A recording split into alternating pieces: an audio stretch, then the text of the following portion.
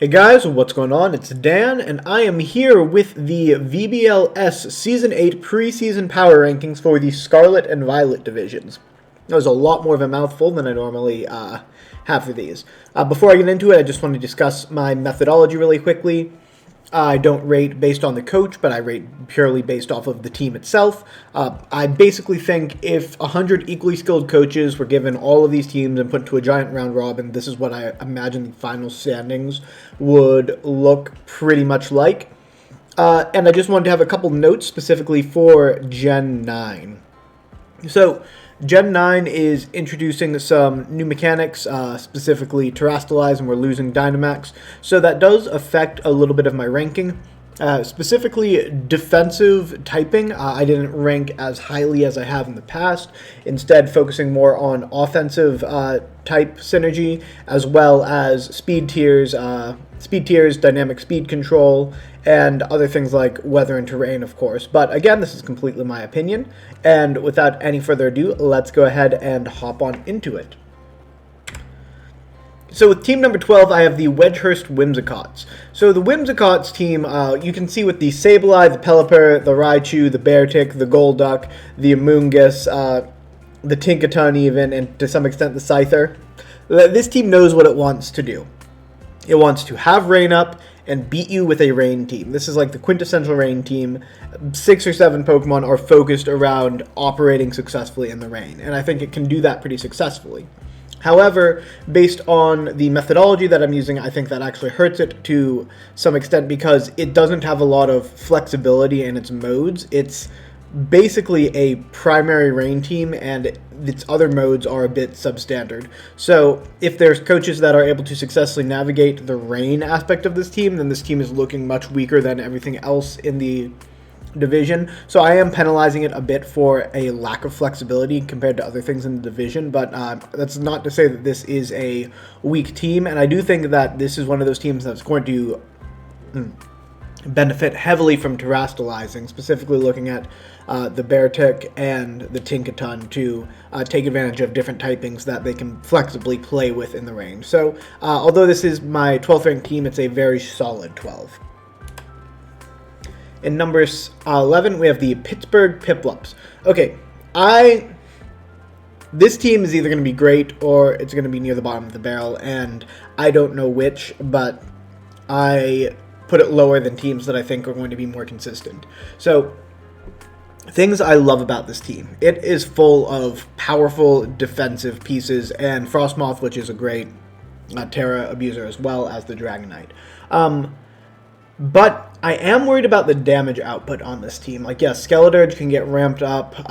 You can do Iron Defense, Body Press stuff with the Garganacl, and then maybe you can just try and just outbulk stuff, setting screens with the Morogrums, sporing stuff with the Breloom, Intimidate. Like, yes, there's a lot that this team can be doing, but I am just a little nervous that the overall damage output on this team is lacking compared to some of the other teams, and that's what's causing me to put it at number 11. And also there's the issue of items. There are 3 different Pokemon that could feasibly want to use the Violite, and then it's got a couple different Focus Sash users as well, so there's going to be a lot of item pressure in building every week.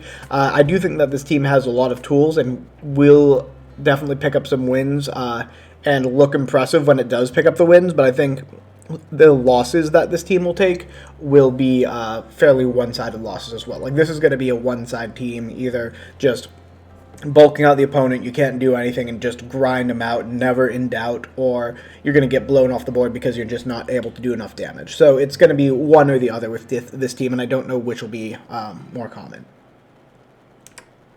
In team number 10, we have the New York Ninetales.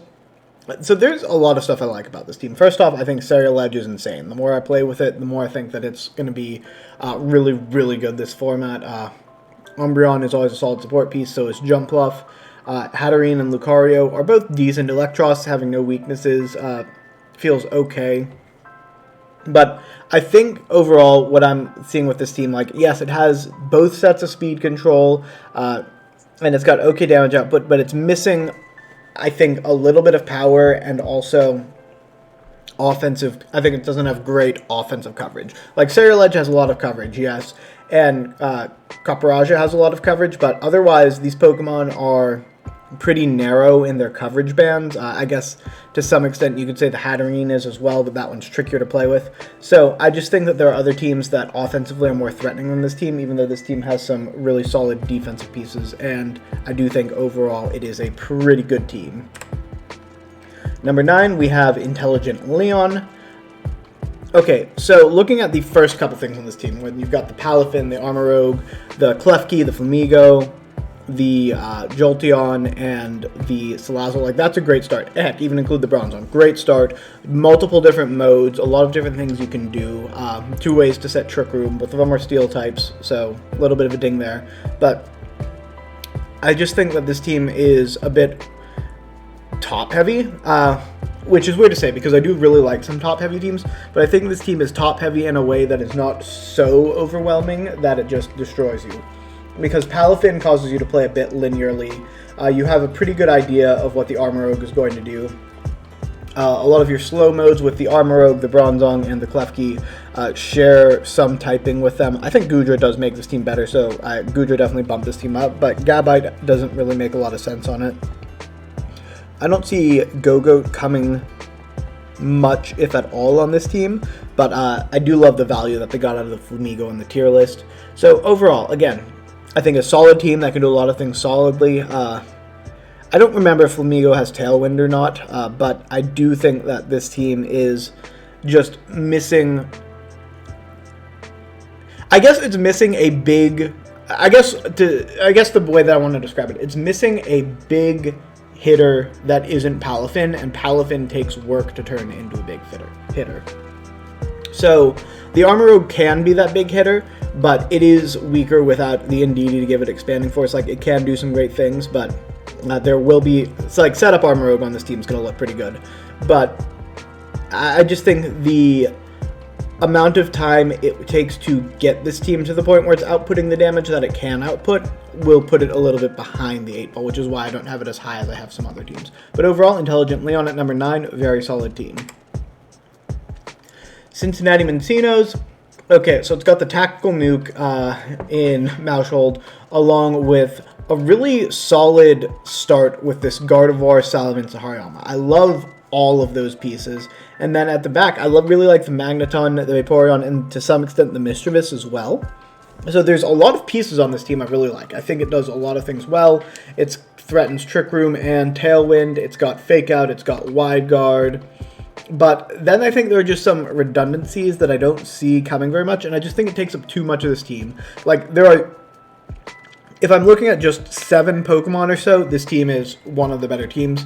But if I add in the Persian, the Houndoom, the Avalugg, and the Muck, I don't think they're going to be as impactful on this team as other things that could have filled those slots, because it's not like that's just 1 point, 1 point, 1 point, and then this team is clearly focused on the other 7. Like, those had some investment in them, and I just don't see them performing as well as the rest of this team is, or contributing much to this team's overall power level. So I do have this team at number 8 due to the wasted points and other things that could have been filled in there, but I do think that the top 4 specifically are going to be a threatening 4 that could come pretty frequently, and that's going to be really, really tough to beat. So, like the team a lot, but I do think that there are just a few picks that don't add too much to it. Number 7, we've got the Greenwich. I don't think it's Greenwich. I think it's Greenwich Greninjas. So, please correct me if I'm wrong. But we've got the Garchomp, Talonflame, Rotom. You've got the Earthquake Core. And then you've also got the setup Quaquaval and the Flying Terra Stonejourner next to Earthquake Garchomp as well. Like, there's a lot of things that this team can do. But, again, I think there's some redundancy with the Rotom Wash, the Quaquaval, and the Lumineon. Like, I know they all do different things, but the offensive typing redundancy there is a little bit difficult to swallow. I actually really like the Bisharp on this team, but I'm not sure I like it that much with the Zoroark already on this team. The Cacturne looks like a man in a Cacturne costume and not a Cacturne itself, so that's always a little off-putting. And then Hippopotas and Rabsca. Hippopotas to fight weather, like, I understand it, and as a last pick, I can respect it. It probably adds a little bit to the team, but not as much. Although Sandvale Garchomp has to be on everyone's radar. Rabska, I get it. You have a protect the king strategy. You want to get that Garchomp, or to a lesser extent the Rotom or the Quaquaval really going, and the Rabska can give you another copy of that. But I'm just not sure how well it fits with the rest of this team. Overall, obviously a good team, obviously powerful, obviously a lot of good pieces, but I just think the redundancies and questionable fit with the Cacturne and Rabska leave me putting this team just a little lower than I initially would have had it at number 7. At number 6, we have the Apex Alolan Marowaks. Hydreigon and Toedscruel, great start. Doxbun is an okay Pokemon with Terra. There are some things that it can do. Magnezone, Water Tauros, Staraptor. Like, I like basically every Pokemon on this team except for Flareon. But the overall power level of it, it's higher than a lot of the teams that came before it, but I think it's not quite at the level of the top 5 teams, which I think the top 5 make a tier of their own. But overall, like, this team can have speed control both directions. It has redirection. It's got sleep pressure. It can check a lot of the defensive synergies. It's got a great fantasy core.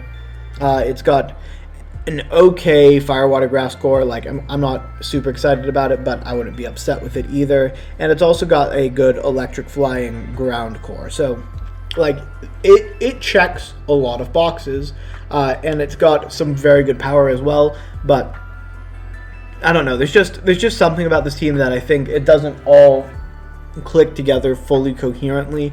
Maybe it's the speed tiers, but something on this, I think what it is the top end speed. Like, outside of the Gengar, it doesn't have a lot of top end speed. So if someone is able to match your speed control, you're probably not going to be moving first. And then I don't know if you have the bulk to compensate for that or the power. Overall, very solid team, like very good team actually, but it's just a half step below the top 5 teams. In number 5, I put Proud Palafins. I had this team initially lower than the other 2, and then I remembered Scizor got Tailwind, and I'm like, never mind, I love this team's Tailwind setter. Tatsugiri Dondozo is going to be the most controversial part of this team. If the Tatsugiri Dondozo goes off, then this is a fantastic team. That's going to be crushing people every week because the Rotom and the Annihilate are going to support it so well, and the Trick Room mode with Toedscool, Mimikyu, Arboliva is going to be great, and the Impidimp as support. Like, there's just so much this team can do great. But if people are starting to neutralize the Tatsugiri Dondozo successfully, which I think in draft basically every team will have the tools to do that, then I'm a lot more worried about this team, because then it becomes just everything needs to protect this Annihilate, and if the Annihilate gets burned or something like that, then this team's suddenly really lacking in the damage department. It needs the Tatsugiri Dondozo to be the Batman to Annihilate's Robin, or vice versa. So overall, really like the team. I think it's great, but if people start successfully navigating the Tatsugiri Dondozo matchup, then this team is going to become significantly harder to pilot, because that's 2 slots and 10 points that are becoming difficult to bring week to week. Number 4, we have the Seattle Swellows. So this is another take on a bulky team, but I like this one a bit more. It's got the Grimmsnarl, the Arcanine, the Baxcalibur. That's a lot of natural bulk. You've got a self-boosting Espathra that can do a lot. Cyclozar can set up a pretty hefty substitute for one of your bulky options. You can set Tailwind with Corviknight. Toxapeck exists. Bronzor is actually probably the best 1-point Pokemon as a Trick Room setter. And the Scovillain, I don't think it fits super well with this team, but it does give you a redirection option as well. So I think this team takes the bulky offense archetype.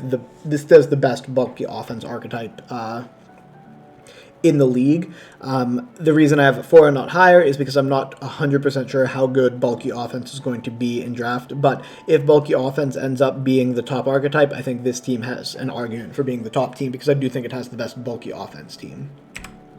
Up next, we've got the Philadelphia Ash Wooperz. Okay, if the last team was the best bulky offense team, this team is the best hyper offense team, because you've got the Meowscarada, the Sylveon, the Tauros Blaze, the Dragapult, the Cetitan, and Braviary that can set Tailwind while scaring away Intimidate. Or, yeah, it is fast, it's going to hit hard, and then in times when it doesn't want to go fast and hit hard, it can go into Trick Room with the Slowking and Appleton, which is pretty solid. Sudowoodo can hit hard in Trick Room. And then Revavroom with Spin Out if you're on like Min Speed and Trick Room, that's another solid Trick Room option. And then Diglett as a really cheap trapper, like that's a great way to fill out the points here. I love so much about this team. Defensively, it does scare me a little bit that if you don't end up with the speed advantage, then this team is incredibly frail, and there's going to be so much pressure on that Tauros to put in work and the Titan to make proper switches. But overall, I think that this hyper offense team is designed very efficiently and very powerfully. So I expect big things out of this team. I've put my team at number 2. It's a very weird team. I will give it that. But the main thoughts behind it were I've got 2 of the most powerful priority moves in the game with Tough Claws of Cellrock and Sucker Punch that can be boosted through multiple abilities on the King Gambit. I've also got access to good speed control both ways with Indeedee giving me speed control and redirection, the Kilowattrel giving me speed control as well as Intimidate deferral, the Foongus, which puts pressure on the opposing team under Trick Room and gives me a secondary redirector to go with the Indeedee as well, and then a Hail mode with the Abomasnow and the Glaceon, which is hard to hit in Hail, especially if it's carrying Bright Powder. And then this team basically needed something that was a really solid standalone hitter, and that's where the Haxorus comes in. And Haxorus, I think, is a great Pokemon in a Terastallized metagame because it has basically Omni coverage, so it can Terra into anything and have a stab move for it. So I'm pretty happy with my team overall. It's got both weather, terrain control, speed control in both directions, and some of the most powerful priority moves in the game, and a form of damage mitigation with Intimidate. The Sliggoo was to fill out points, but it can do some decent stuff. I believe it still gets Acid Spray this gen, so there's some weird stuff you can do if you give that thing a Violite. It gets really bulky. But I think the Clawitzer is going to be the secret MVP of this game because Mega Launcher, Terrain Pulse, Water Pulse, Dark Pulse, like there's just so much that this Clawitzer can do that I think is going to put in some work for this format. So I'm very happy with this team and I'm looking forward to doing some battles with it, but I'm not going to talk too much about it. But let's talk about the team we've got in the number 1 spot is the Golden Goats. That first Pokemon, as in my pronunciation guide, is Fildinga. So the Fildinga in there with the Noivern, great start. Great fantasy core. You got Fildinga, Noivern, and Azumarill. So that's your great fantasy core right there. Great Fire, Water, Grass core. You got the Azumarill, the Rotom, and the Volcrona late was really what put this team over the top. Like, I was looking at Volcrona as well. I went with a different set of 2 Pokemon and left the Volcrona, but I think it's fantastic on this team. This team got great value out of its low-tier picks. Passimian, Skuntank, Alolan, and Garafrig, I think are all really, really solid low-tier picks. This team basically does everything you want it to do. It's got a decent Trick Room setter. It's got a decent Tailwind setter. It's got a lot of power. It's got good typing in a bunch of directions. So I do think that this is the best team in the format, even though I'm not a huge believer in the Fildinga by itself. I think built around like it is with this team, this is overall the best team in the division. So overall, again, this is just my opinion, preseason based only on the teams themselves. We've got the Golden Goats, the Alexandria Arcanines, Philadelphia Ash Wooperz, Seattle Swellows, the Proud Palafins, Apex Alolan Marowaks, Greenwich Greninjas, Cincinnati Minccinos, Intelligent Leon, New York Ninetales, Pittsburgh Piplups, and Wedgehurst Whimsicotts. But thank you guys so much for watching. Please let me know what you think I got wrong in the comments below. I'm sure I'll hear about it there or in Discord. But as always, if you enjoy this type of content, don't forget to like, comment, and subscribe, and I will see you next time. Bye.